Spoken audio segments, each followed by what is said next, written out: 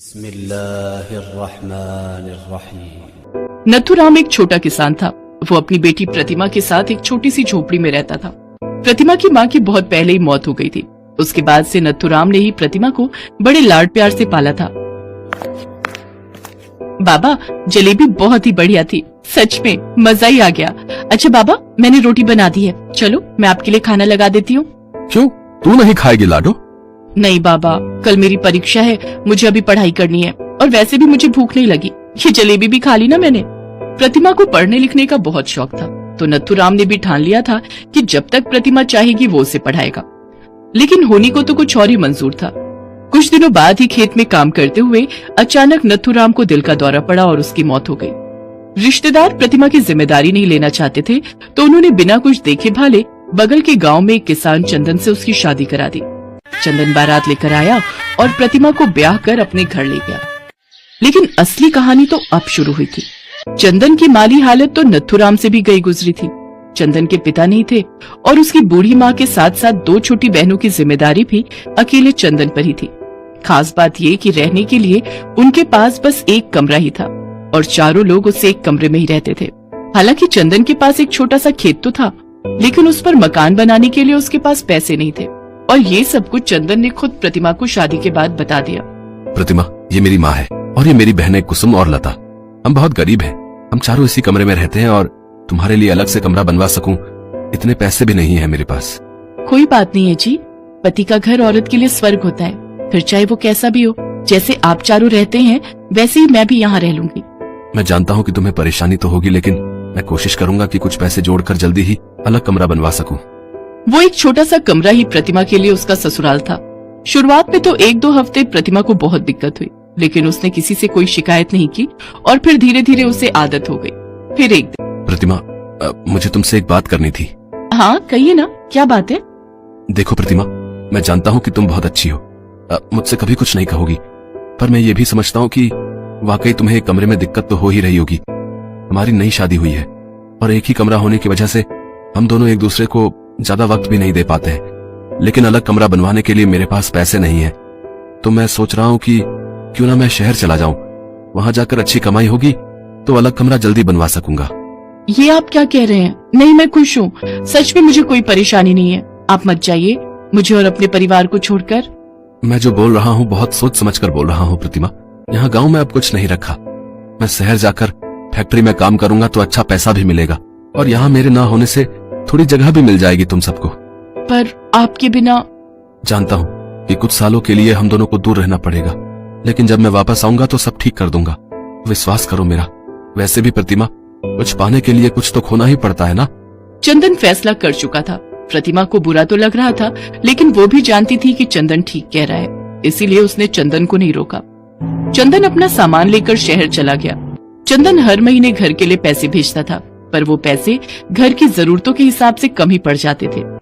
फिर एक दिन, अरे लता, क्या हुआ तुम्हें? क्यों रो रही हो? भाभी, हम इतने गरीब क्यों हैं?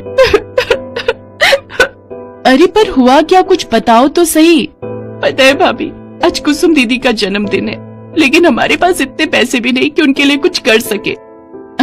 अरे वाह, आज कुसुम का जन्मदिन है, तुमने पहले क्यों नहीं बताया? चलो हम दोनों मिलकर उसके लिए हलवा बनाते हैं। दोनों ननद भाभी ने हलवा बनाना शुरू कर दिया। ये पहली बार था जब लता प्रतिमा से अपने दिल की बातें कर रही थी। बातों बातों में लता ने प्रतिमा को बताया कि उसे और कुसुम दोनों को पढ़ने का बहुत शौक था, लेकिन चंदन की इतनी कमाई नहीं थी कि वो दोनों बहनों को पढ़ा सके। ये बात सुनकर प्रतिमा को बहुत दुख हुआ और उसने मन ही मन में ठान लिया कि अब वो खुद भी पढ़ेगी और अपनी दोनों नंदों को भी पढ़ाएगी। अगले ही दिन से प्रतिमा ने अपने उसी एक कमरे के ससुराल में बच्चों को ट्यूशन पढ़ाना शुरू कर दिया। घर का काम चंदन की माँ और बहनों ने संभाल लिया और धीरे धीरे प्रतिमा सारा दिन ट्यूशन पढ़ाने लगी। वो बाकी बच्चों के साथ अपनी दोनों नंदों को भी पढ़ाती। और फिर एक दिन, भाभी आप क्या पढ़ रही हो? लता, ये यूपीएससी की किताब है। मैं हमेशा से पढ़ लिख कर कलेक्टर बनना चाहती थी, लेकिन उससे पहले ही मेरे बाबा का देहांत हो गया और मेरा सपना बस एक सपना ही रह गया। अब जब ट्यूशन से ठीक ठाक कमाई हो रही है तो सोच रही हूँ कि एक बार ट्राई करके देखती हूँ, क्या पता भगवान मेरा साथ दे दे। भाभी, आपको जरूर परीक्षा देनी चाहिए, मैं भी चाहती हूँ कि आप कलेक्टर बनो। अच्छा, अगर ऐसी बात है तो फिर तुम देखना, मैं दिन रात एक कर दूंगी और कलेक्टर बनकर दिखाऊंगी। प्रतिमा कसम खा चुकी थी उसने खुद को दिन रात पढ़ाई में झोंक दिया। प्रतिमा की प्रतिज्ञा पूरी करने के लिए उसकी सास और उसकी दोनों नंदे भी जुट गई। वो तीनों पूरी कोशिश करती कि प्रतिमा को कम से कम काम करना पड़े ताकि वो पढ़ाई पर जोर लगा सके। सबकी मेहनत रंग लाई और प्रतिमा ने पहले ही अटेम्प्ट में यूपीएससी की परीक्षा क्लियर कर ली। प्रतिमा ने जो ठाना था वो कर दिखाया था। वो अब आईएएस बन चुकी थी। ट्रेनिंग पर जाने से पहले चंदन प्रतिमा से मिलने आया। उसे अपनी पत्नी पर बहुत गर्व हो रहा था। फिर ट्रेनिंग के ठीक 1 साल बाद प्रतिमा को नियुक्ति मिल गई। उसे रहने के लिए एक शानदार बंगला मिला। प्रतिमा उस बंगले में अपने पूरे परिवार के साथ रहने आई। डिप्टी कलेक्टर साहिबा, जरा सुनिए। जी कहिए। भाई, अब मैं शहर में मजदूरी नहीं करूंगा। डिप्टी कलेक्टर का पति मजदूरी करता अच्छा थोड़ी लगेगा।